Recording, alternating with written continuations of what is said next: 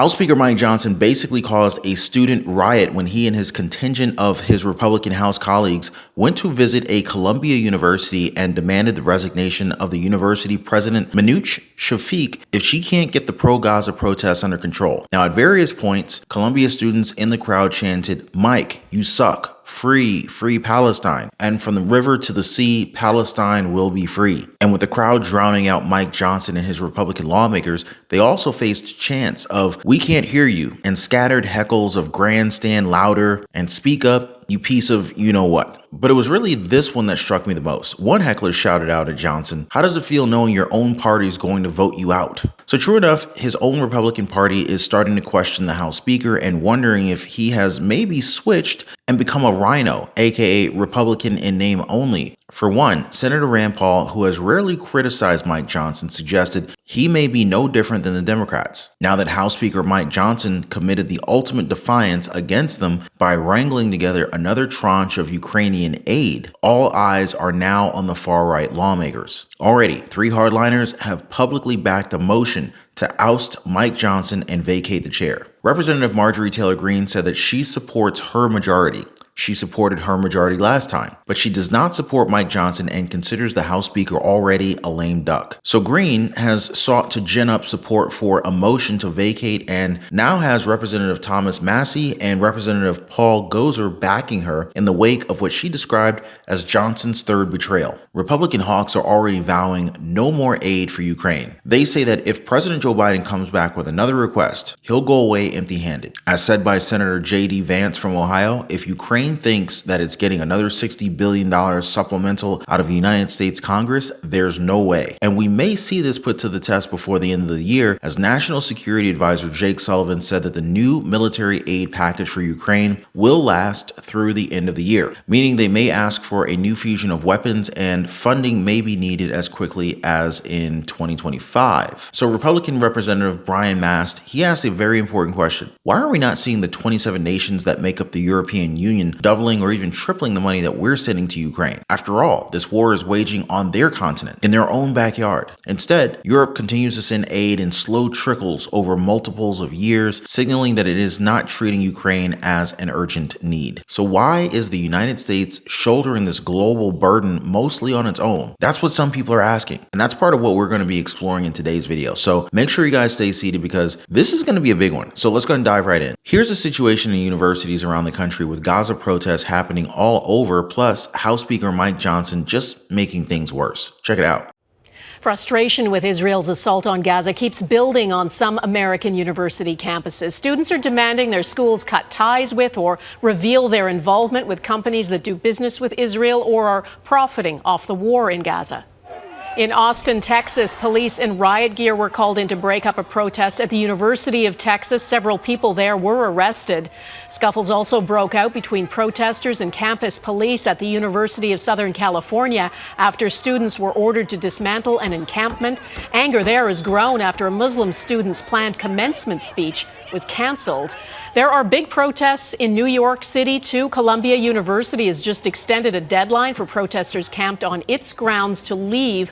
Last week, more than 100 people were arrested and charged with trespassing. Most of those taking part are peaceful and believe their right to protest is being suppressed. Today, Hamas issued an endorsement statement of the protesters on this campus. They called them the future leaders of America. This coming after a House Speaker who prioritized sending money to countries like Ukraine and Israel over our own border. This just makes people question Mike Johnson even more. I hear people comment how we need to take care of the United States first, and that our veterans don't need to be sleeping on the streets while aid is going to other countries. You know what I mean? And gosh, Johnson is really not making any friends with what he's been doing. His visit to Columbia University certainly did not receive a warm welcome, both on and off the campus. Several prominent New York Democrats accused Mike Johnson of politicizing the chaotic pro-Palestinian protests that rocked Columbia for over a week. New York Governor Kathy Hochul told reporters that bringing the entourage to put a spotlight on this is only adding to the division. Progressive Representative Jamal Bowman said in a statement that this visit is another tactic in the far-right wing's attack on our educational institutions and an attempt to silence anti-war and pro-Palestinian sentiment. True enough, Mike Johnson and his fellow Republican representatives, Virginia Foxx, Nicole Malliotakis, Anthony D. Esposito, and Mike Lawler were booed and heckled for nearly the entire 18 minutes of their press conference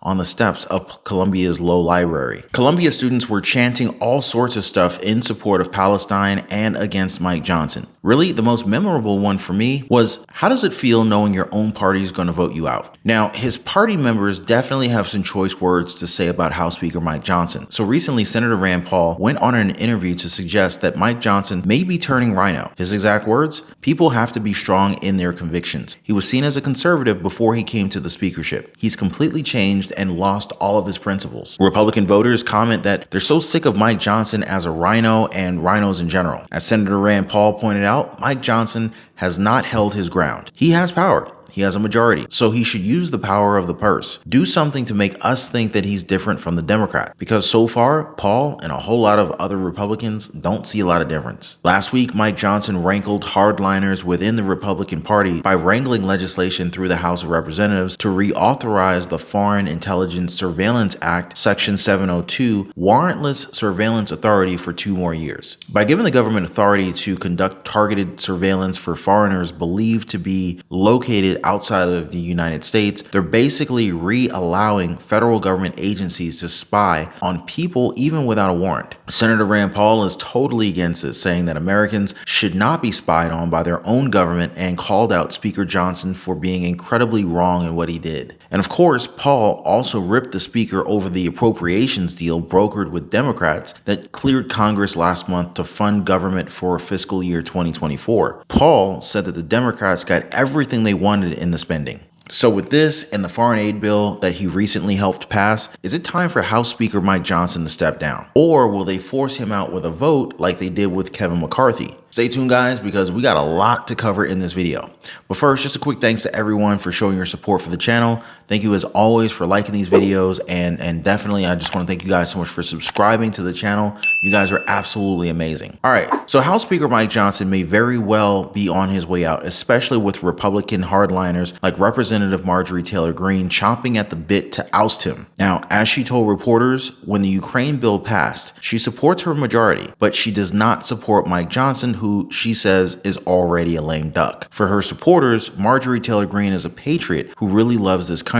That's why they propose that MTG needs to be Speaker of the House. Marjorie Taylor Greene first dangled the motion to vacate against Mike Johnson in March, just before the House passed the last of the spending bills that were needed to fund the government for the remainder of fiscal year 2024. It was meant to deter the Speaker from forging ahead with the reauthorization of Foreign Intelligence Surveillance Act, Section 702, and most especially the replenishment of Ukraine aid. But Mike Johnson did it anyway. So now Marjorie Taylor Greene has ginned up support for a motion to vacate and has Representative Thomas Massie and Representative Paul Gasser backing her in the wake of what she described as Johnson's third betrayal. Now, according to Greene, Mike Johnson's speakership is over. He needs to do the right thing to resign and allow us to move forward in a controlled process. If he doesn't do so, he will be vacated. Now, in the meantime, GOP critics vow no more U.S. aid for Ukraine. As Republican Senator J.D. Vance commented, if Ukraine thinks that it's going to get another $60 billion in supplemental out of the United States Congress, there's no way. And it's good that he said that, especially considering that National Security Advisor Jake Sullivan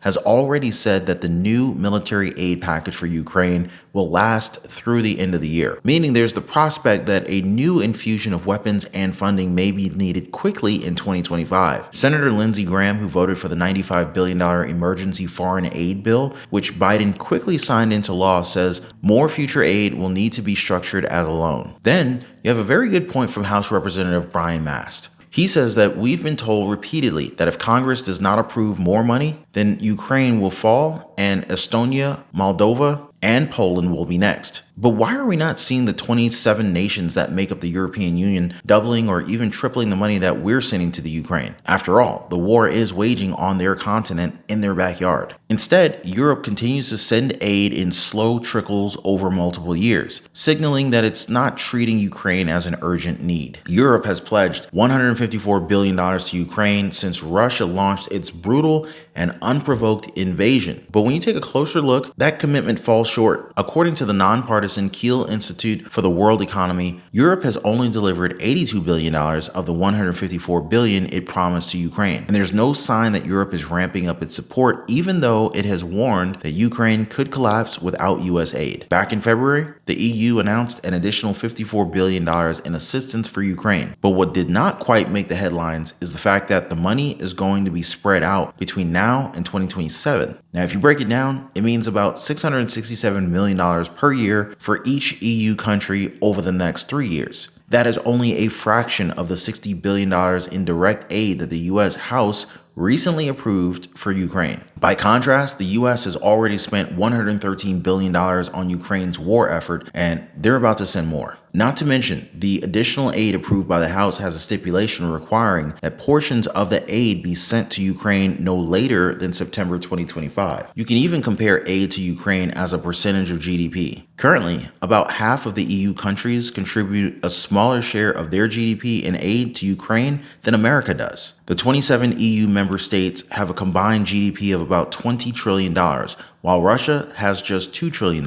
So Europe has the means to send more aid to Ukraine, but it's choosing to invest in other areas like lavish social welfare programs and climate agendas. Between 2020 and 2023, Germany spent $92 billion on climate-related projects like electric buses and retrofitting buildings for green energy. In the same period, Italy and France spent nearly $180 billion on climate programs. Meanwhile, these same countries have only committed a very small fraction of that to Ukraine. Germany with $30 billion in military aid, while Italy and France have committed under $2 billion each. That's one reason why some, like MAST, voted against sending $60 billion to Ukraine. Europe asks for U.S. support in the war, but its spending priorities suggest Ukraine is not its top concern. If the need to support Ukraine is as urgent as Europe claims, shouldn't we expect them to cut back on the electric buses and focus on adding or aiding Ukraine immediately rather than spreading out their assistance over years? Drop a comment down below and tell us what you guys think. Should the United States prioritize our own, like what the EU is doing? Let me know your thoughts in the comment section down below. More updates on this and the news that matters to you in our future videos. Just make sure you guys always stay subscribed and have the notification bell turned on, all right? I'll see you guys on the next one.